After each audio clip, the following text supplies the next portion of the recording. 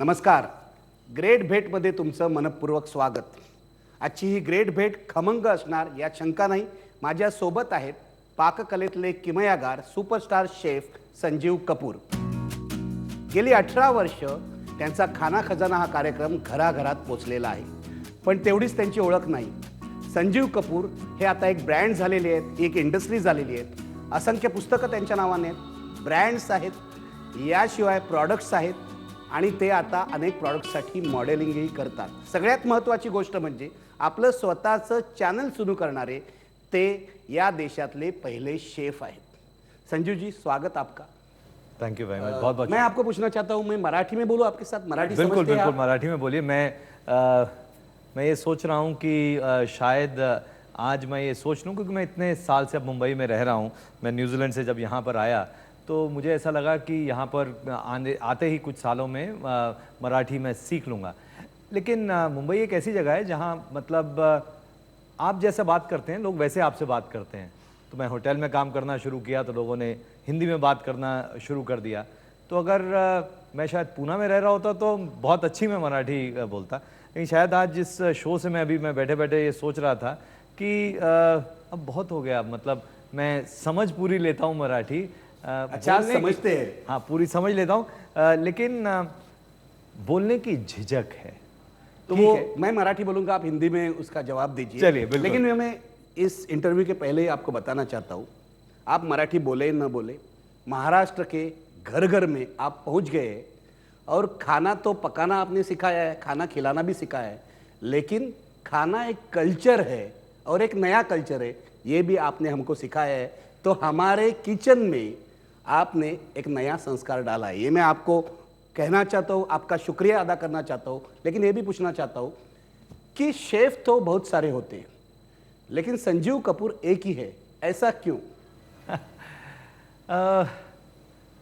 मैंने कभी ऐसा सोचा नहीं कि एक क्यों. मैं शेफ़ जब बना तो मुझे नहीं पता था कि मैं कभी मैंने बचपन में नहीं सोचा था कि मैं शेफ़ बनूंगा. हमारे घर में कोई शेफ़ नहीं था और हमारा परिवार ऐसा नहीं था कि हम होटल जाके खाना खाते थे. कि शेफ़ कौन होता है ये पता ही नहीं था. तो इसलिए कभी मैंने ये नहीं सोचा कि मैं अकेला क्यों, मैं ऐसे क्यों कर रहा हूँ. मैंने जिस दिन से इस इंडस्ट्री में काम करना शुरू किया उसी दिन से ये सोच लिया कि कुछ ऐसा करूँगा जो बाकी लोग नहीं करते. जो लोग चीज़ों से डरते हैं उन सब चीज़ों को करूँगा. जो चीज़ लोग सोचते हैं कि बहुत मुश्किल है वो सब चीज़ें करूँगा. तो जब मैंने होटल इंडस्ट्री के अंदर कदम रखा तो उस समय एक चीज़ मुझे समझ आई कि जो उस समय के शेफ्स थे वो सिखाते नहीं थे. उनके पास जो चीज़ें थीं, उनकी कला थी, दूसरे को सिखाते नहीं थे. वो अपने पास रखते थे कि अरे इनको सिखाएंगे तो हमारे पास क्या बचेगा. तो वो हमेशा अपने पास सीक्रेट रखते थे. तो उस समय सीखने में मुझे बड़ी दिक्कत आई. तो मुझे बड़ा बुरा लगा. मैंने कहा ये जो चीज़ है ये मुझे बदलनी है. तो मैंने पहले दिन से ये प्रण कर लिया कि जो मुझे आएगा मैं वो चीज़ें सब जितनी जल्दी से जल्दी होगी सिखा दूंगा. कि ये मुझे बदलना है कि जो खाना बनाने वाले हैं आगे किसी को सिखाते नहीं हैं इंडस्ट्री में, होटल इंडस्ट्री में. तो मैंने कहा ये मैं बदलूंगा, ये चेंज करूंगा. तो मैंने सिखाना शुरू कर दिया. पहले दिन से मैंने सिखाना, मुझे कुछ आया मैंने आगे सिखा दिया, आया सिखा दिया. तो मैं इंडस्ट्री में शेफ़ बना, लेकिन शेफ़ के साथ साथ मैं टीचर बन गया. और जब मैंने इस तरह से करते करते, क्योंकि मैंने काफ़ी शेयर करना शुरू कर दिया, तो लोगों ने मुझसे शेयर करने में कभी संकोच नहीं किया. क्योंकि एक बार उनको लगा, ख़ास तौर से घरों पे जो लोग थे, मैं क्योंकि बताता था, लोगों ने मुझे बताना शुरू कर दिया. अब ये जो आदान प्रदान है इसकी वजह से आप रिच हो जाते हैं अपनी नॉलेज में. और जितने लोग आपको रिच बनाते जाते हैं आप और ज़्यादा शेयर करना शुरू कर देते हैं. संजीव जी, असं म्हणायचं की तुमच्या यशाचं हेच सिक्रेट है, आपकी कामयाबी का यही सिक्रेट है कि आपने आपकी कला जो थी वो दूसरे को देना शुरू कर दिया, उनसे भी आपने पाया, दूसरे को भी दिया. बिल्कुल. मुझे हमेशा ये लगा कि जैसे ही मैंने ये प्रण किया तो लोगों को ऐसा लगना ये तो हमारे जैसे ही हैं, ये तो हमारे साथ हमारी भाषा में बात करते हैं, हमारे से कुछ छुपाते नहीं हैं, हमारे साथ शेयर करते हैं, तो इनके साथ भी शेयर कर सकते हैं. जो मैं महाराष्ट्र में जब आया तो मैं जगह जगह जाकर मैं काफ़ी घूमा और लोकल चीज़ें, ऐसी चीज़ें गांव-गांव में जाके देखी, बहुत सारी मैन्युस्क्रिप्ट्स कलेक्ट की, काफ़ी सारी चीज़ें कलेक्ट की। तो कभी किसी ने मुझसे नहीं कहा कि ये हम आपके साथ शेयर नहीं करेंगे, ये बताएँगे नहीं, क्योंकि उनको पता था कि मैं कभी मुझे शायद उसका ज़रूर फ़ायदा हुआ होगा, लेकिन उसके पीछे जो हमेशा बड़ा रीज़न था, वो सबके साथ शेयर करने का। ज़ाहिर सी बात है कि ये एक बड़ा कारण होगा मेरी और हे करते करते सक्सेस आप का. एक ब्रँड बन गए. तुम्ही असं म्हणालात की तुम्ही गावागावात गेलात आणि लोकांकडून अनेक गोष्टी गोळ्या केल्यात. मला आठवते एखादा चांगला संगीतकार असेल तर तो सुद्धा असंच सगळीकडे फिरतो आणि लोकसंगीत गोळा करतो. तुम्हाला असं वाटतं जसं संगीत आहे तसं ही जी पाककला आहे, हे जे जेवण आहे, हे जे फूड आहे, हा आपल्या लोकसंस्कृतीचा भाग आहे आणि हा लोकसंस्कृतीचा जो भाग आहे तो तुम्ही मार्केटमध्ये आणून त्याला एक मूल्य प्राप्त करून दिलं? बिल्कुल, देखिए खाना जो है वो अभिन्न अंग है हमारे संस्कृति का, संस्कार का, कल्चर का। जिस तरह से गाना है, नाच है, और उस पे काफ़ी सारी किताबें भी लिखी गई हैं, काफ़ी टेक्स्ट लिखे गए हैं, और घरों-घरों में जो चीज़ें बनती हैं, कुछ पुरानी जो चीज़ें बनती हैं, उनमें कुछ नयापन जो आता है, क्योंकि हम जो जीवन जीते हैं, हम जो खाते हैं, ऐसा कहते हैं कि we are what we eat. तो अगर खाना इतना इम्पॉर्टेंट है तो उसकी जानकारी सिर्फ सीमित नहीं रह सकती कुछ घरों में, कुछ लोगों में, कुछ होटल्स में, ये तो पूरी दुनिया में है। अब उसमें जो जो जहाँ हो रहा है उसकी नॉलेज सबके पास होनी चाहिए, वो सिर्फ सीमित नहीं हो सकती। कोई भी जो संस्कृति है बढ़ती तभी है जब उसका फैलाव हो, जब उसमें लिमिट ना कोई हो। तो खाने में लिमिट या किसी भी ऐसी कला में लिमिट होना उसकी डेथ है, मैं कहूँगा। तो मुझे हमेशा ये लगता है कि जितना उसका प्रचार हो सकता है पूरी दुनिया में होना चाहिए। और ये मुझे जब मैं महाराष्ट्र में आया तो मुझे एक बहुत मुझे बुरा लगा। मैं एक किसी फंक्शन में गया तो किसी ने मुझसे कहा कि दुनिया भर में पंजाबी खाना बड़ा मशहूर है, महाराष्ट्र का खाना उतना मशहूर क्यों नहीं है। तो मुझे याद है एक गप्पा करके एक प्रोग्राम था, मैजेस्टिक गप्पा। तो वहाँ पर तो मैंने कहा ये जो है महाराष्ट्र में एक सिंड्रोम है, अगर उससे थोड़ा सा ऊपर हो जाएंगे तो ये महाराष्ट्र एक मेंटल ब्लॉक है। हाँ वो है। तब उस समय था बाकरवली संपली। मैंने कहा जिस दिन ये बदल जाएगा उस दिन महाराष्ट्रियन खाना जो है वो पूरी दुनिया में हो सकता है। तो मुझे लगा कि अच्छा इसको मुझे बदलना चाहिए। और मैं जगह जगह जाकर मैंने पहले कहा कि उसके लिए मुझे पहले सीखना पड़ेगा।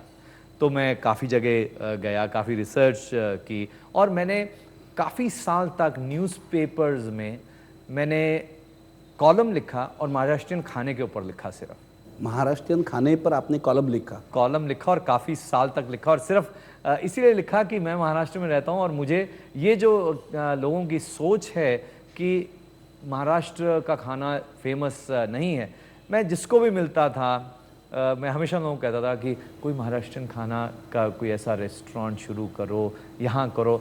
यहाँ तक मुझे याद है खंडाला मेरे दोस्त का होटल है, वहाँ जाके बहुत बड़ा हमने फंक्शन किया कि यहाँ पर एक बड़ा सा आप रेस्टोरेंट बनाएं। मुंबई में एक दो दोस्त हैं, उनको मैं हमेशा जब भी मिलता था कोई गोवन रेस्टोरेंट, मैं कहा नहीं तुम महाराष्ट्र का करो, महाराष्ट्रियन करो। तो मेरा मानना है कि दुनिया में हर जगह खाना अच्छा होता है, लेकिन जब तक मैं महाराष्ट्र में नहीं आया था मुझे ये नहीं समझती कि यहाँ पर तो कोस्टल खाना भी है, यहाँ पर घाट का खाना भी है, यहाँ पर तरह तरह के इतने। महाराष्ट्र के 5 रीजन है, 5 रीजन का 5 खाना नहीं है, 500 खाने हैं 5 रीजन के। और सबसे बड़ी कमाल की बात यह है कि जो हमारे एंशिएंट टेक्स्ट हैं, जितना काम महाराष्ट्र में हुआ है बहुत कम लोगों को पता है। मेरे एक मित्र हैं जिनके साथ हमने रिसर्च शुरू की, डॉक्टर बेडेकर, विजय बेडेकर। उनको मैंने एक कभी स्पीच देते हुए सुना तो मुझे लगा कि इन्होंने कभी कुछ खाने के बारे में रिसर्च नहीं की है, लेकिन इनका जो झुकाव है इस तरफ बहुत ज़्यादा है। तो मैं उस फंक्शन के बाद उनको मिला, मैंने कहा कहते हम तो जानते हैं आपको। मैं कहा नहीं वो तो सब ठीक है, लेकिन कुछ करना चाहिए, और अगर आप इसमें साथ आएंगे तो कहते हैं अरे नहीं मैं सोच रहा हूँ अगर आप साथ में आएंगे तो बहुत कुछ कर सकते हैं। तब मिलकर एक बहुत ही बड़ा काम किया गया इंडियन हिस्ट्री के हिसाब से, एक बिब्लियोग्राफी खाने के बारे में, जितने भी खाने की कोई भी किताबें हैं, खाने के टेक्स्ट हैं, एंशंट टेक्स्ट है, कहाँ पर कौन सी चीज़ है, कौन सी किताब है, कौन से जर्नल्स हैं, कौन से आर्टिकल्स हैं, उसकी एक हाई क्वालिटी बिब्लियोग्राफी निकाली गई आज से कुछ साल पहले, जो हिंदुस्तान की मतलब बहुत कम लोगों को पता है कि अगर उसको कोई देख ले, पतली सी किताब है, हिंदुस्तान के खाने के बारे में पूरी जानकारी मिल जाएगी कि यहाँ पर ये पड़ा हुआ है, यहाँ पर ये है। और महाराष्ट्र की क्योंकि हम बात कर रहे हैं, तो अगर सबसे पुराना हाई क्वालिटी वर्क मिला है हिंदुस्तान में खाने के ऊपर, लोग कहते हैं पाकशास्त्र से, तो भोजन कुतूहल है और वो महाराष्ट्र से ही है। तो संजीवजी, हे आम्हाला अजिबात माहीत नव्हतं, खरंच सांगतो, हे आम्हाला अजिबात माहिती नव्हतं. आणि केवळ महाराष्ट्र नाही तर अख्ख्या भारतामध्ये पाककृती ज्या आहेत, हा एक खजिना आहे, ट्रेजर है. बिल्कुल. पुरुष हो, स्त्री हो, माँ हो, वो अगर अच्छा खाना पकाती हो तो लिखे रखना चाहिए. 100% लिखना चाहिए, क्योंकि ये जो चीज़ें हैं ये हमारी राष्ट्रीय धरोहर है और इसको बचा के रखना चाहिए और उसके साथ साथ उस पर बिल्ड करना चाहिए.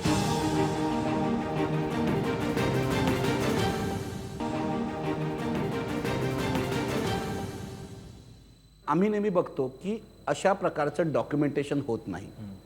माझी आई आहे, आणखीन कुणाची आई असेल, तुमची आई असेल, सुंदर जेवण बनवते, सुंदर मासे करते, सुंदर चिकन करते. त्यांच्या पुढच्या जनरेशनला येत नाही, आम्हाला हे येत नाही. मी माझ्या आईला म्हणतो की हे कुठेतरी लिहून ठेव, हे वहीमध्ये लिहून ठेव. ती म्हणते मी लिहून नाही ठेवणार, हे मला अंदाजाने येतं. मुझे किलोग्राम्स में ग्राम्स में मालूम नहीं है, अंदाज से मैं ये करती हूँ.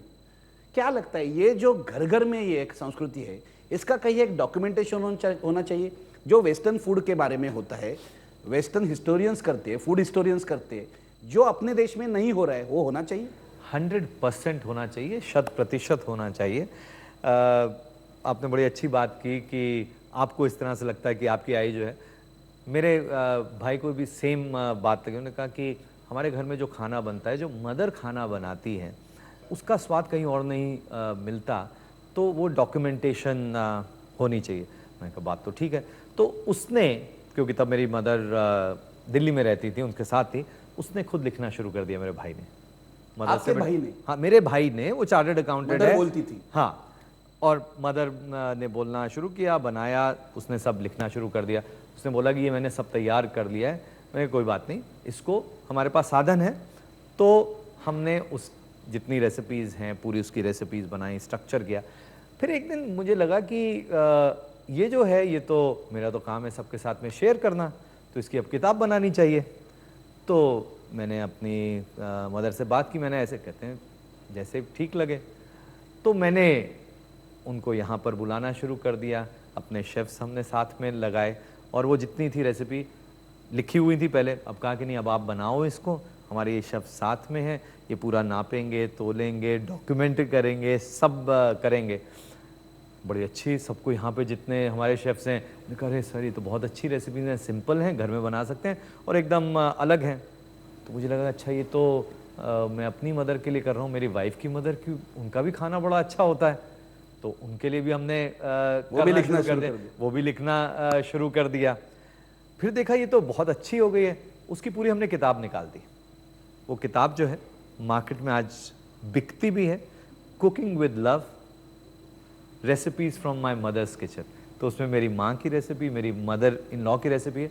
हाँ, क्योंकि मैं संजीव कपूर हूँ तो ये मेरे लिए आसान था, लेकिन मेरे जो क्लोज सर्कल में जो लोग मुझे जानते हैं, जिसने भी आज तक मुझे ये कहा है, उन सब की अपनी अपनी घर की किताबें हैं, प्रिंटेड हैं. मेरे एक दोस्त हैं विनायक गवंडे, अनंता गवंडे, तो उनकी आई, वो उनका महाराष्ट्रियन स्टाइल का अपना खाना बहुत ही कमाल का. मैं जब भी उनके घर पे जाऊं, बड़ा अच्छा खाना. तो उनका 75th बर्थडे, मैंने कहा कि इनकी किताब बनाई जाए. किताब बनाई, सब लोगों को बुलाया गया, सबको एक एक किताब वो गिफ्ट दी गई, भेंट. अब जब भी कोई उनके कोई घर जाता है तो वो किताब आगे देते हैं. तो मैं कहता हूँ सबको करना चाहिए। हाँ, उसमें अगर मेरी तरफ से कोई भी योगदान हो सकता है वो हमेशा रहेगा। मैं टीवी पे कह रहा हूँ कि किसी को, ये बहुत बड़ी बात आपने कही है। ये मैं इसलिए कह रहा हूँ कि महाराष्ट्र में हर जगह का खाना मैंने खाया है, बिल्कुल। देश में हर जगह का खाना खाया है। और महाराष्ट्र में जब मराठवाड़ा में जाता हूँ, किसी गांव में जाता हूँ, विदर्भ में जाता हूँ, ऐसी ऐसी चीज़ें मिलती है। एक अभी दिवाली है, दिवाली के बारे में बताता हूँ। अनारसा है। अनारसा किसको, अनारसा अभी किसी को मालूम नहीं, कोई बनाता नहीं है, कहीं मिलता है, लेकिन पुराने ज़माने का अनारसा, पुराने ज़माने की चकली ये बहुत कम मिलती है। और चकली भी एक तरह की नहीं है। मद्रास की चकली अलग है, पुणे की चकली अलग है, सातारा की चकली अलग है। आप क्या कहेंगे? आपने जो बड़ी बात कही है, जो जिस घर में कोई भी हो, पुरुष हो, स्त्री हो, माँ हो, भाई हो, अपनी पत्नी हो, वो अगर अच्छा खाना पकाती हो तो लिख के रखना चाहिए। 100% लिखना चाहिए, क्योंकि ये जो चीज़ें हैं ये हमारी राष्ट्रीय धरोहर है और इसको बचा के रखना चाहिए और उसके साथ साथ उस पर बिल्ड करना चाहिए। नहीं तो आने वाले ज़माने में हमें ये नहीं पता चलेगा कि हमारा था क्या और हमारा क्या रह गया है। अगर हमारे पास कुछ है, अगर उसको हमने संभाल के नहीं रखा तो फिर हमारा खुद का जो चरित्र है, कैरेक्टर है, वो कहाँ गया, कुछ पता ही नहीं चलेगा हमें कि और उसमें, और ये हमारी संस्कृति है। और उसमें सबसे बड़ी बात ना सिर्फ उसको बचा के रखना, उसको रेलेवेंट बनाना। कि हो सकता है आज से 50 साल पहले जो चीज़ें थीं उसमें कई चीज़ें हम आज इम्प्रूव कर सकते हैं, कुछ अच्छा कर सकते हैं। आज से 75 साल पहले हिंदुस्तान में रेफ्रिजरेटर नहीं होता था, तो तब हमारा खाना बनाने का तरीका अलग था, क्योंकि चीज़ें बाहर रखते थे, ख़राब हो जाती थी, तो हमारा खाने में हम तेल ज़्यादा डालते थे, मसाले ज़्यादा डालते थे। पर अब हम मसाले वही डाल के तेल कम कर सकते हैं, ये आज की ज़रूरत है, और फिर भी वो इंडियन होगा तो उसको इम्प्रोवाइज करना चाहिए। कर सकते हैं। लेकिन अगर हमारे पास कुछ होगा ही नहीं, बेस ही नहीं होगा, तो उसको हम इम्प्रूव क्या करेंगे? पता चला आज से 50 साल बाद जो हमारे बच्चे खा रहे हैं वो कह रहे हैं हमारी ओ ट्रेडिशनल, ये देखिए नूडल बिरयानी ट्रेडिशनल है। तो अगर हमें हिंदुस्तान की ये जो पाक कला है उसको बचाना है और उसको आगे बढ़ाना है, क्योंकि तो ये डॉक्यूमेंटेशन करना बहुत ज़रूरी है।